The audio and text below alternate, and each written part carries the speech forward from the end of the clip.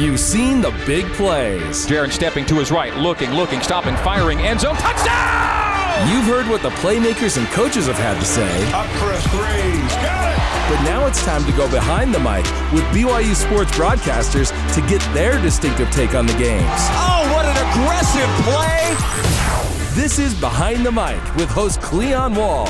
Hey, welcome into a special episode of Behind the Mic. In this episode, we're going to go behind the scenes with BYU broadcasters to show what game day is like. We're going to talk to lots of different people today, both in front of the mic and behind the mic, also in front of the camera and behind the camera. Our first stop today is inside the TV control room at BYU Broadcasting. Take 13. Trigger blue. Trigger blue. The booth is bustling with activity an hour before BYU Sports Nation game day begins. Several people are working on audio, video, and graphics, but producer Hemahe Muli is one of the guys in charge, and his preparation for pregame starts earlier in the week. Before game day, my responsibilities in preparation for the show include finding the best storylines, how to best tell the story of the game before and the game that we're about to see, like how to best set that up for our talent and analysts to be able to talk intelligently and interestingly, for the people that are going to watch. And that's kind of the preparation before game day. And then on the day of, we already have a plan set in stone. We have a plan and then a backup plan for everything. And so on game day, my preparation, my role changes to more of a let's make sure we have everything we need, before it's too late on the day. Okay, so that's the end of the scouting report. Who actually is in charge in the TV control room? I would say, in the control room, the people in charge would be myself or the producer and the director. Together we work out how to best present the vision of what's supposed to happen.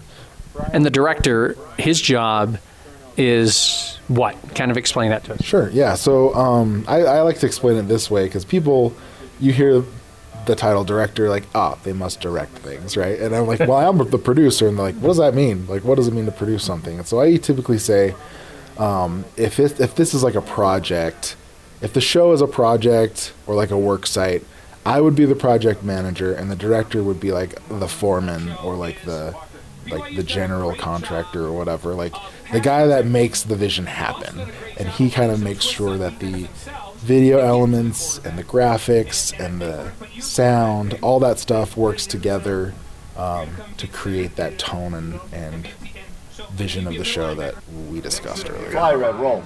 It sounds like chaos if you have a headset on during the broadcast, but Hema says it's controlled chaos. He's learned to filter out the stuff that is important only to him. Now let's scoot on down the road to right outside Lavelle Edwards Stadium. The new set for BYU Sports Nation game day sits just outside the southwest gate of the stadium. That's where we find Dave Phillips Jr. He supervises all BYU sports broadcasts and podcasts, which means he's my boss. But on game day, he does whatever is asked of him. I'm usually around the set, making sure we have guests. Today we had Mark Wilson, former BYU quarterback, so making sure he gets in, gets some makeup on, gets up where he needs to be, and gets off. And just making sure that people are getting to where they need to. So a lot of times we'll have VIPs that'll come, kind of making sure they're having a good time and, where they need to be. And if there's any issues, just run and hopefully take care of them. Not only did you change the name of your pregame show from Countdown to Kickoff to BYU Sports Nation Game Day, you also expanded out to 2 hours. What was behind that? A big part of it is going into the Big 12. We've kind of looked at tailgates and kind of the atmosphere from a lot of Big 12 schools and realized we're there. And Cougar Canyon's a great place. There's a lot of energy. And so we wanted to bring our show out there and bring that energy to the show. And so we wanted to be out among the fans and among the students in the student section. So we built a big set out there and put some turf down and interacted with fans and kind of be a part of the great BYU football atmosphere. BYU has some of the top fans in the country, and we wanted to showcase that, especially as we move on into a bigger conference and as these schools kind of start paying attention to BYU more and coming out and seeing how big and how great the atmosphere is. We want to be that destination that fans from across the country and across the Big 12 want to come out here to Provo to witness a game. 30 minutes prior to the television broadcast, another Dave is reading through scripts, watching video, and making sure everything will flow well with former players Blaine Fowler, David Nixon, and Brian Logan. This Dave is host Dave McCann. You know, my job is to be kind of like the grandparent and the parent and the traffic cop and the firefighter, the politician, the governor, the president. My job is to make sure this show starts and that these three guys are engaged, because they're the real stars of the show. They played the game. I'm in charge of the circus, you know, make sure the elephants go out on time and the lions and the clowns, and it makes it fun because we've been doing it together for so long that it's not hard. What requires us to be here and be ready is the drive to not waste people's time, entertain them where we can, and get them ready for the game. The harder we work, and the harder that I've learned, the harder I work, the easier it looks. How do you make sure nothing goes off the rails? It goes off the rails every week. What's important is that you don't know they go off the rails, and that's my job sometimes. And when it does go off the rails, we laugh about it because, listen, we're talking about football. It's not that serious, and sometimes it's good when we get off the rails. You talked about everything you do for the show. You script it. You're the traffic cop. You're all these other things. What's your favorite part of the whole thing? Is it actually when the camera goes on, the mic's hot, and you're ready to go? Yeah, I mean, we've got the game plan. I think it's much like Blaine would tell you going out to play a football game. You practiced all week, you have the game plan, but there's nothing better than the kickoff. And for us in TV, it's when the red light goes on, when you can either say it or you can stumble through it, and there are no redos. So you get your full attention going, and that's what I love the most about it. And that's what keeps it fresh, is there's the opportunity to humiliate and end your career every time you open your mouth. So that causes freshness to do. I don't want that to be today. Jake Peterson helps to make sure that McCann and his mates don't embarrass themselves on the main television desk set or on the side set where a fake football field lies. Jake is one of the stage managers. I am the one in charge to help manage the set, keep it safe. When they're doing this segment that they do out on this fake football field, Yep. You're here to make sure that they're in the right places, and also... Yeah, so there's lots of little things like, you know, the way the turf is actually formed, it slants down on a hill, so the shorter guys don't want to be at the bottom of the hill to look extra short. So we're making sure that they know where they're going to stand so that it's consistent, and that they know which camera is their camera when it's like closer on a single. I'm under the jib, so I'm pointing at all the cameras so that when the director is talking in my ear on the headphones, you know, take camera 11, take camera 13, take camera 10. I'm the one to let them know, like, this is the camera that's looking at you right now. And the jib's the camera on the crane. The big camera on the crane, yep. But then we also have the audience, so I'm also helping coordinate with the audience, making sure that we have this poster competition, and I'm making sure the poster kids are up there so that Dave McCann can pick who it's going to be. We also are having issues with the public on the other side of the yellow fence, making funny faces in the background. So Jeff has asked that we put our people in front so that we have a layer of protection. Just the segment on the turf. Davis. Jake also works with Lauren McLean, the host of BYU radio show's Cougar Tailgate, and She Got Game. On game days, Lauren's job is a bit different, and she loves it. Yeah, so basically I have to keep the student section that comes. There's about 250 students that come each home game for BYU Sports Nation game day, and I have to keep them entertained during the break. So we do karaoke, we do dance contests, we do trivia contests. They win a lot of cool prizes like sign balls. Dennis Pitta was here last week, and he actually signed the balls and threw them out to the crowd. So we have some really awesome prizes, and the kids, I call them kids because I'm really old now, but the students seem to absolutely love it, and luckily they have lots and lots of energy, and it makes my job easy. Favorite activity? It's gotta be the karaoke contest. I love it. It's actually crazy that the students know every single word to some of these songs that we start playing. I'm like, how can you do that? But I don't know. Well, that's my favorite, and most of them can sing. I don't know if that's a member of the Church of Jesus Christ of Latter-day Saints thing, but you rarely get someone that's like off key. Like most of them can really sing, so that makes it fun. Give it up for the Cougar! On this day, the Cougarettes participated in a dance competition with the rest of the students. You can guess who won. All right, the team just came through, and now Kalani Satake giving high fives to everyone, flanked by a cameraman. Now that the players and coaches have passed by, it's now time to go talk to the people doing the radio pregame show. A while. My name is Jason Shepard. Jason Shepard is the producer and host of Cougar Pregame Live on the BYU Sports Network. For the most part, he puts the entire show together. That includes the conversations he will have with former BYU QB Riley Nelson and wide receiver Mitchell Juergens. We have a document that I'll update throughout the week that they have access to, so they can kind of see along the way and prepare as much or as little as they want. Because I know there's sometimes, and I'm this way too, sometimes I don't necessarily want to know what it's about. I like to be able to just have the reaction and not plan on, what should I say here, So, but they're aware of it as I'm updating that live document throughout the week. They have access to it as well. What's it like working with Riley? I love working with Riley. I mean, it's one thing for a guy like me who, is the broadcaster and the fan and all that, watching it. But to be able to have somebody to tap into for the on-the-field knowledge, guys that have lived it, that have been a part of the BYU football program and know exactly what all the players are going through, it's awesome. Plus, he's a fantastic guy. I love Riley. He's great. I'm so glad he's on the broadcast with us. Of course, he's just sitting 2 chairs down from you, but He also told me if I didn't say all those things, he was going to beat me up. Well, we're going to wait and see if that's going to happen after Cougar Pregame Live. Stay tuned, folks. No fisticuffs were had between the two. Unlike the television set, people can come and talk to Riley and Jason just about any time during Cougar Pregame Live.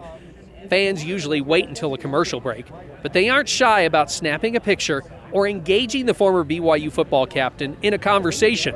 Last week, I actually saw someone come up to you, and I think he called someone and then gave you the phone. Do you remember that? What was that all about? Yeah, that was his grandfather, who had come to games for 50 years and unfortunately has reached an age at 97 years old to where he can no longer attend the games, but he listens to Greg and I's broadcasts, and so he asked if I could speak with his grandfather on the phone. I tell you what, that 97-year-old Cougar fan, he knew probably more that was going on about the game than I did. He was with it and on top of it, but it was great to share fan experiences like that. And then to me, it also illustrates the fact, just the breadth, right? You get the 65,000 that show up here every Saturday or every game day, but there's even hundreds of thousands more of all ages, both the little kids and all the way up to Cougar fans who have been almost a century of fandom.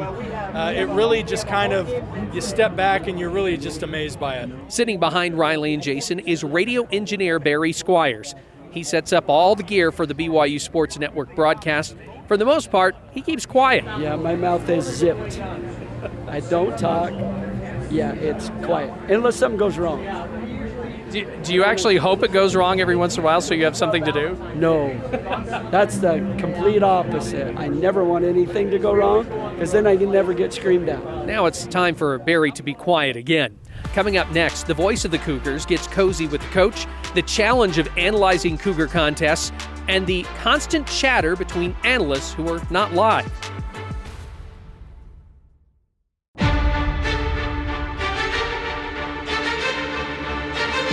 Welcome back to Behind the Mic special episode on what happens behind the scenes for a broadcast of BYU football games. For details, just a personal thing. It's amazing how many people gather around the BYU Sports Network radio table right as the voice of the Cougars, Greg Wrubell, approaches. The reason? They want to find out who will and won't play in that day's game after Greg's chat with head coach Kalani Satake.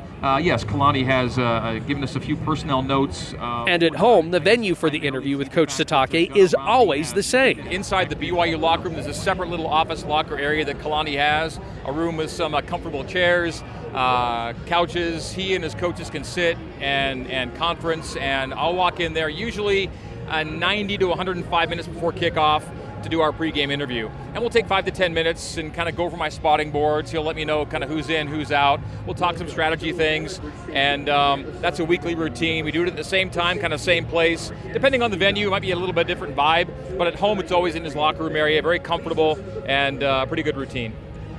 How early do you come up with the questions that you want to ask him? I don't ever really script anything to go into that. I kind of let the conversation go where Kalani takes me. I'll want to obviously hit players who've been maybe hurt the game before, who we have questions about. I'll want to get a bit of an idea of what he thinks about the opponent, some general game plan. He'll never try and give away too much relative to game plan, but in those 5 to 6 or 7 minutes, you'll get a pretty good sense of how he feels about a given game, and I really do try and let things dictate the conversation. For example, today, after my first question, he said something about he wants to see his team play at a different level. I said, well, what does a different level mean to you tonight? So you want to wait to see what Kalani says and maybe take it a different direction. And with that, Greg is off to the broadcast booth inside the press box at Edwards Stadium. Back at the TV set, the talent has moved from the desk to the fake football field set. It's not that big, but big enough for them to grab fans and use them as props for potential schemes the Cougars will impose on their foes. So these guys are going to help us out and play some defense for us. So we're going to put you over here on the defensive side. A bit later, Dave McCann announces the winners of the student poster contest. Our floor director, Jake, is telling them which camera is on, and Lauren has warmed the students up so they will cheer when those cameras are live. Then the hosts jet over to the third TV set, which is just inside the stadium. It can be a bit difficult if fans want to chat with the hosts as they run over there, but Dave Phillips Jr. says they built in safeguards to make sure they make it on time. We worked with the great people here at the stadium and with athletics to kind of make that entrance really smooth to get them in, but also these great deep blues that take a couple minutes, and having Spencer on the field, on the football field, to kind of host for a little bit, to be able to move them around. And so it's a lot of logistics, but it makes it a lot of fun. We can demonstrate things, we can do some of these things that no one else has that opportunity to. Who's the hardest to get over here on time? I think you've told me that Blaine's a little tough because he's so talkative with the people who he comes in contact with. Blaine is one of the friendliest human beings on the planet. Fans love him. He loves to interact with the fans and have fun with fans. He does understand he has a job and can move over here, but he loves to be among the people and do that. You just kind of make sure, hey, let's get over here and where we need to be, and we do that, and the show goes great. So it's a lot of fun. It's a lot of fun to have all the moving parts. It's like a big circus, but when it all comes together, it looks great, and it's a lot of fun. The new 2-hour pregame has also been fun and a challenge for Spencer Linton as he stalks the sidelines before kickoff. I think there's just more emphasis on, okay, what little nuggets can we find to give fans access? It has become so much about access and taking fans and people to places that they can't go and get information that they usually wouldn't get. And so by expanding to 2 hours, yeah, we're here longer, obviously, and there's more preparation, but it's also allowed me to spend a little bit more time on the field, around coaches, players, staff, and just get those things. So for example, tonight, we have multiple full-scale injury reports, and unfortunately for BYU, they are lengthy right now. Just give me more time to kind of get the specifics on each individual player, find out those details, and then have adequate time to not feel rushed to share that with everyone. There's a little bit more breathing room to just kind of talk about the impact of each player, their injuries. So as much as it stinks to have a bunch of injuries, it's nice to have the breathing room and the time to be able to talk about those. And then to find little nuggets like, hey, there are 16 NFL scouts in the stadium tonight, primarily to watch Jaron Hall. And so to have time to talk with them and get their thoughts and hear what they have to say about all the specific and individual players on the BYU side.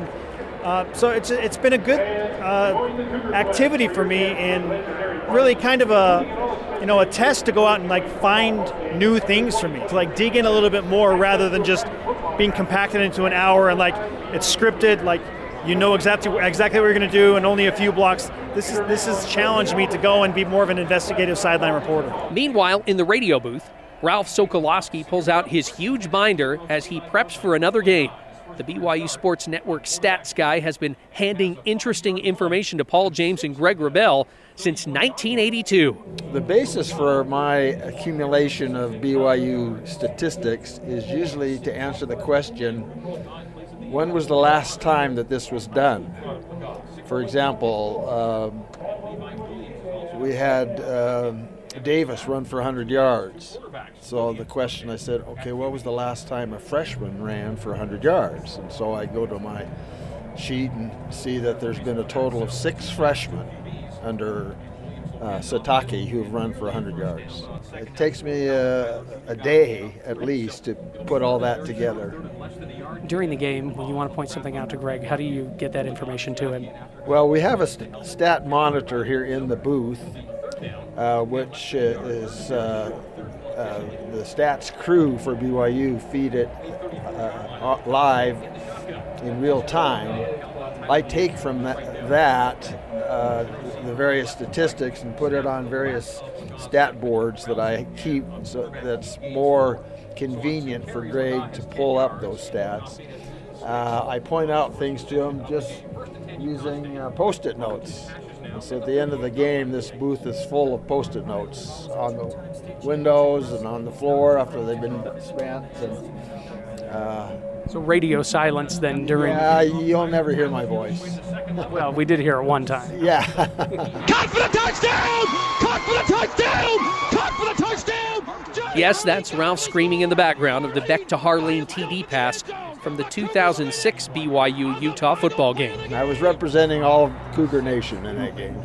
As pregame festivities wind down and the BYU Sports Nation game day crew is getting ready to sign off, Greg Wrubell is getting ramped up to make his first call of the game.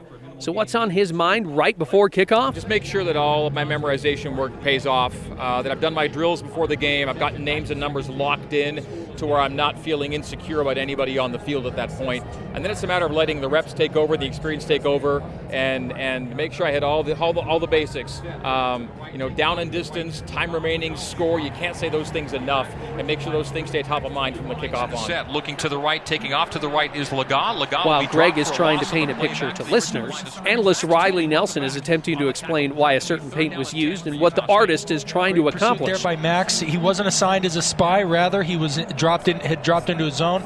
His experience as a college QB pays off. I was that old school West Coast, Lavelle-oriented offense that I played in when I was here, where the quarterback was making a lot of checks, and even some play calls were completely handed over to us. So I had to develop that ability to recognize what was going to work based on the look that the defense was giving you. And so there's some of that. But here's the thing, though, that I've learned now being in the broadcaster role. It can become a pretty big distraction, especially if you're not right. And people more focus on the prediction, whether or not it's right or wrong, than focusing on the actual field of play, which that's the goal, right? We're there. The best broadcasters, you want to enhance the experience, but you don't ever want to take away from the players and the product on the field. So that's what I try and do. Okay, you're saying something after Greg has called the play. Is there anxiety at all or nervousness because you want to say the right thing, but you also have to say it quick sometimes? No anxiety or nervousness. I always have something to say, and I always feel like I have something to contribute. Any anxiety that there might be only comes from, and this is evidenced by our interview right here, and anybody who knows me in person, being brief. That's my main struggle, right? I maybe get 7 to 11 seconds to make a comment on the previous play before they've broken the huddle and start to line up, and Greg has to give down distance formation and set up the next play. So I love my job. I love the challenge of trying to be brief. But yeah, of all the years playing football, whether I'm up in the booth and I got a live mic on, or I'm sitting in my own, living room talking to my wife, the thoughts are just constantly flowing no matter where I am. Subtle hand signals from Greg helps Riley stay on time. It's not quiet inside the booth in between commercial breaks as crowd noise seeps into the enclosed space. As for what the talent does in between breaks, it depends. Here's Greg. A lot of it is me just trying to get my bearings again to make sure that advertising copy is being taken care of. If there are statistical or trivial things I want to hit coming out of the break, I want to locate what those might be. Riley and I will often have small talk between, during commercial breaks, what we're seeing on the field. Sometimes I'll be checking with an engineer to make sure levels are good, how things are on the back row. And then sometimes I'll meet, if we have clients visiting the broadcast booth, for example, I want to use the break time to meet those clients, say hello, welcome them to the booth. It can be anything, really. Just up the ramp from the southwest end zone, the TV guys sit at their broadcast perch to watch the game. While Dave McCann is taking copious amounts of notes, the analysts never stop talking. What you do is you go doubles to this side, then run the inside guy right at the safety and run gunner, and then by rule, they're going to have one-on-one on the outside. No, really, Blaine Fowler and David Nixon never stop talking about what's going on during the game. Here's David. Yeah, I think that's what's fun about watching it with these guys. I mean, all these guys, most of them played football, and so it's an opportunity to kind of see we're all looking at different stuff. Sometimes I'm looking at the safeties and he's looking at the D linemen, and so I think probably almost after every single play we compare notes on what we saw, what worked, what didn't. And what's nice about watching it from our perch here in the Southwest end zone is we have a TV right behind us. That's a TV broadcast, and so we can turn around and watch the replay on that one. We've got the replay on the big screens, so it makes it kind of fun to watch the game with these guys and just talk football. It's funny you said take notes. It's all mental notes because I don't know. I haven't seen you guys write down very many things. No, we don't write down much. It is all mental notes, but we do have out the stats in our hands. We're watching the stats and seeing what we're doing right, what we're doing wrong, and we just try to track it. I think that's the fun part. I mean, you got Blaine, who was a quarterback. You got myself as a linebacker. Brian Logan as a DB, and so you kind of have different perspectives from different sides of the ball and from different backgrounds, and so that's what makes it fun too. Is that Blaine's gonna see certain stuff that quarterback's doing or not doing that he can point out, and I can see run fits whether they're proper or not, and so we all kind of try to help each other out and point out stuff that we're seeing. But yeah, it's a fun little environment up here. How is it that you let them know what you want to talk about in post game? It's kind of run by just the game itself. The game tells the story, right? I mean, the game, the way it develops, it plays out is how we talk about post game, and so the script writes itself really, and we're just here to relay the message, just do interviews, talk about the stats, and then we kind of regurgitate what we've been talking about this whole time. We talk about it again, and the post game is stuff we saw that worked and didn't work, and so. We're all taking mental notes throughout the whole time. It is fun. For me, this is, football is one of those sports where you can't just go strap on the pads on a Tuesday morning and go play football, right? I mean, once you're done playing football, you're pretty much done. And so this is the only way you kind of can stay in the game is watching it and kind of dissecting it and breaking it apart. And it's fun to do it with my colleagues Blaine and Brian and the rest of the crew. How jealous do you think BYU Cougar fans that they wish they could be up just listening to you guys? Yeah, I mean, I think it's a fun perspective for sure. I think what we kind of share and talk about is unique in its sense, but we might have to do something like that. We have to find some way to get some fans up here and chat it up. And hey, you know what? Fans are smart too. I mean, they watch the game. They probably have some stuff there they see that we don't and can point some stuff out to us. So maybe we have something to learn from them too. Hopefully you learned a bit from this behind-the-scenes look at BYU TV and Radio's broadcast of BYU football games. Make sure you download the Behind the Mic podcast on the free BYU Radio app or wherever you find podcasts. Behind the Mic is a production of BYU Radio.